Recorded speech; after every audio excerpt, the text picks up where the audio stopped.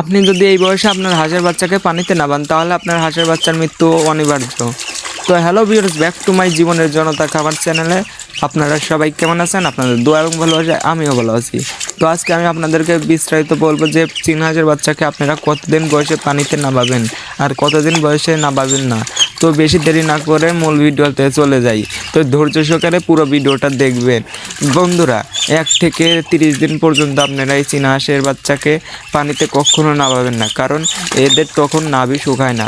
নাভি না শুকালে তারা যদি আপনি পানিতে নামান তাহলে এরা বুঝছেন খুব দ্রুত অসুস্থ হয়ে মারা যাবে, কারণ তাদের নাভি শুকায় নাই সেজন্য।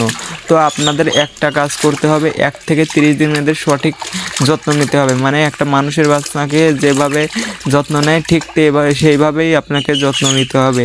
1 থেকে 30 দিন যত্ন নেওয়ার পরে এদেরকে ডাক প্লাগের ভ্যাকসিনটা দিবেন। ডাক প্লাগের ভ্যাকসিন দেওয়ার পর 1 থেকে 3-4 দিন পর আপনারা এই হাঁসগুলোকে পানিতে নামাতে পারবেন। আপনার প্রথমেই এরা পানিতে নামবে না, কারণ তারা জন্মের পরে তো কোনো সময় পানিতে নামে না, সেই জন্য তারা পানি দেখে ভয় পাবে।